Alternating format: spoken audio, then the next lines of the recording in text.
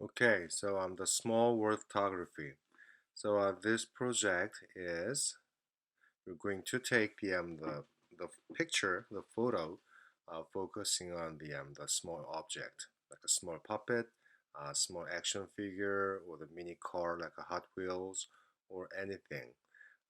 And then, as I mentioned in this handout, I want to create some kind of a real world environment using your small object. Okay, so for example, like this example here, the small beetle cars in the water puddle. So it looks like some kind of actual shots from the kind of on a rainy day. So I'm going to show you a few more kind of samples. So before we start, there are kind of several steps you will need to follow. So step number one, get as much natural light as you can. So under the natural light, I think that would be kind of easiest and then most accessible, the light source. If you need it, you can use the more light source, anything, or you can use the flashlight, attach it to your camera, and then get as close as possible to your object to fill the frame, and try to avoid main sharpness problems. Keep the frame simple and clean, and edit your photographs in kind of a Photoshop or the Lightrooms. So keep the frame simple as clean and clean. So that means when you take the photos in like a real environment, for example, underground or around your room in your room, then there might be some kind of a lot of things going on around your object. So please keep it clean and then make it simple. So we can only focus on your little object. Okay, and then I'm gonna show you a few tips and then some techniques you may want to use to take the kind of small object photography. Okay, so here's my little guy, Mario. Okay, so this is tiny one. It's not too tiny, but it's a small object. So when you take the photo of this one, and then uh, since we're going to create some kind of environment around this guy, so anyway, even though we focus on this little guy, but your environment or the surroundings around this object will be included in your viewfinder. So there are a few different kind of things you can try. Mostly, I would play with the aperture, your f-stops. So this is a little guy, even though this is pretty small, but it has a depth.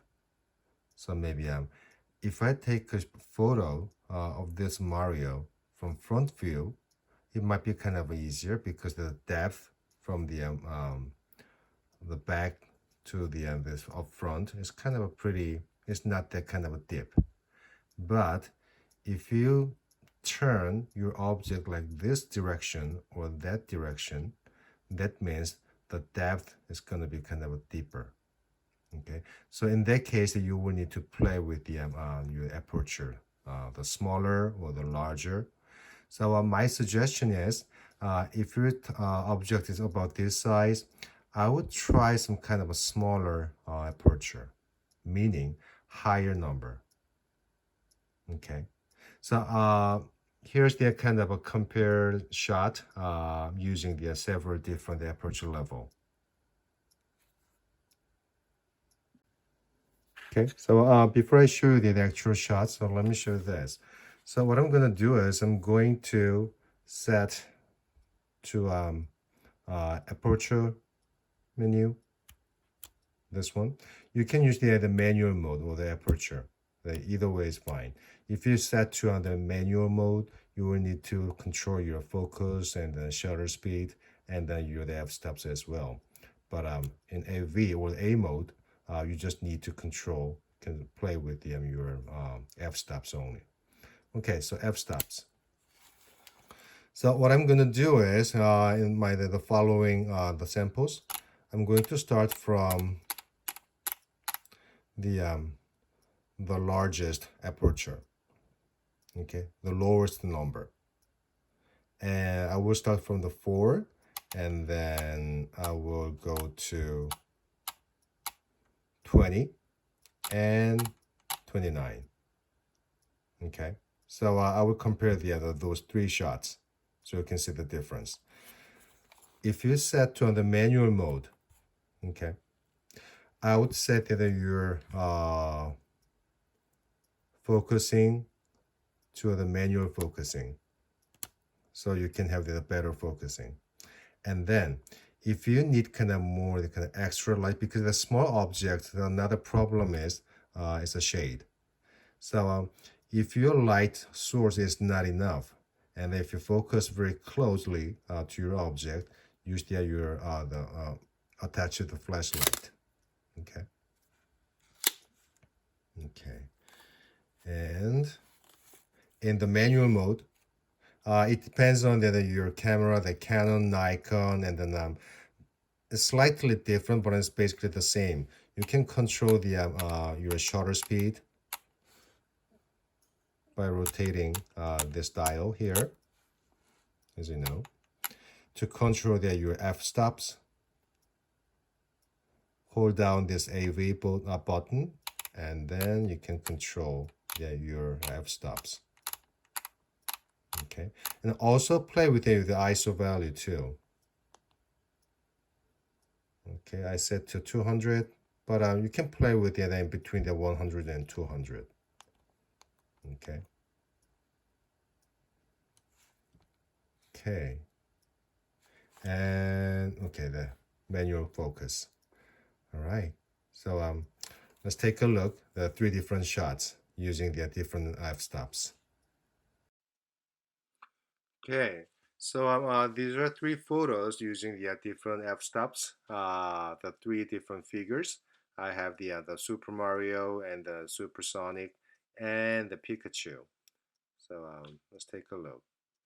So as you can see that this one, I set my f-stop to the largest aperture, so 4.0. That's what I have in my camera.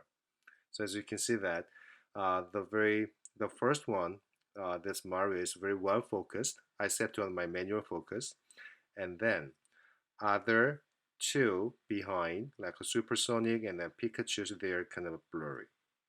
Okay, so that means since the aperture is pretty large, wide open, so since I have enough kind of light source, so shutter speed is going to be pretty quick. Okay, let me take a look at the second one.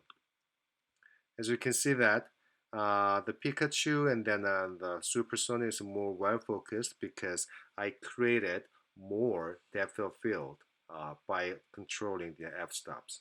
So f-stops for this one is the 20. It's pretty small. So that means it requires more light source. So automatically the shutter speed is going to be slower. So this picture can take in more light source. And the last one is slightly different, but I just opened my I used the kind of smallest aperture, so 29. So as you can see that Pikachu and then the Supersonic and all 3 different characters are very well focused. So that means there's pretty good depth of field created. Okay, so it depends on how you direct, how you plan your photo around your object, your little guy. You will need to play with your f-stops. Okay, so let's take a look at the several kind of samples I found online. Okay, so maybe from this one. So mini cars, small vehicles on the actual road. It's pretty interesting. Okay, so you can play with that. Next, same thing. So my suggestion for the little figures, I stopped by the dollar store, but I expected kind of a more than they have, but they have a lot, but the quality is not really It's not that good, but still you can use it. So I stopped by the Walmart to buy some figures like this.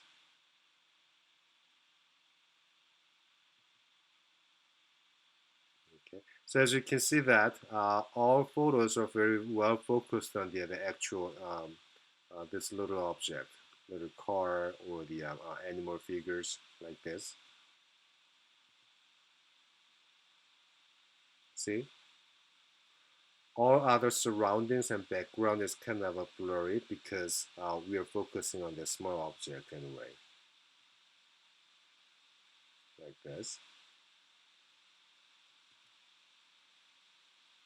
Okay. Okay. Yeah, this is funny. Yeah, this is on your handout. Lego guy.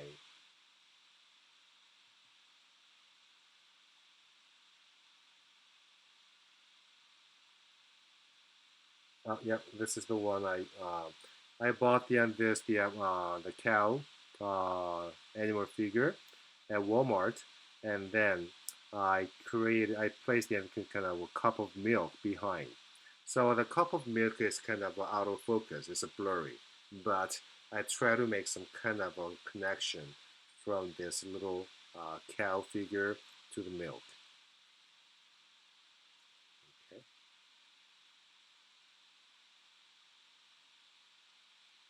Yeah, it's a raw file. So it's my car and my mini car on my driveway. Okay.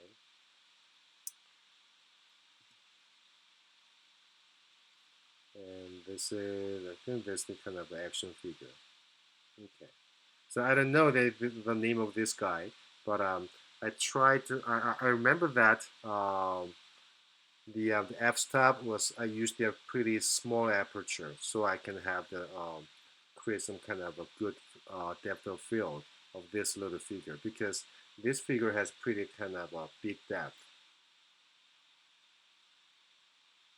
So this weapon and then his hand and this chain behind is all kind of focused.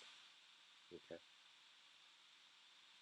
If I use the kind of a really lower number of my f-stops, like the 3.5 or 4.0 or 5, and then I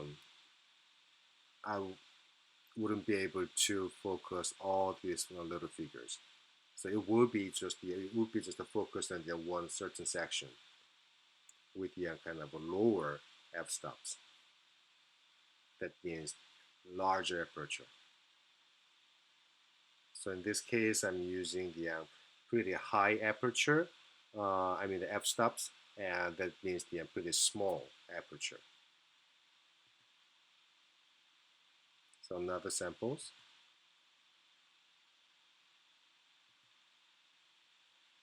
Another one.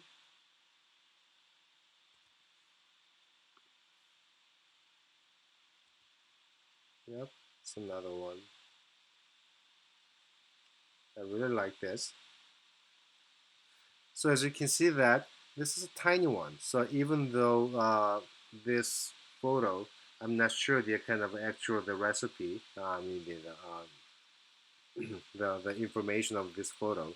As you can see that the back of this vehicle is a kind of blurry, but it's okay.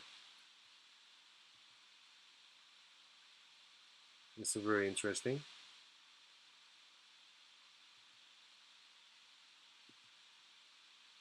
Let's send out. Yep, another one. Okay, okay. So maybe something like this. When you plan your photo, please try to use the actual environment and then try to make some kind of a connection in terms of meaning to your figure. Okay, so we are not just taking a photo of this little guy. We're making some kind of a story in this one simple shot. It doesn't have to be really complex. It could be very simple, like I did, cow and milk. So it should work. Okay. So I hope that you enjoy and then have fun with this project. And then bring your little guys, little figures, and place it here and there. Try to make some kind of a stories. They should be very fun. Okay.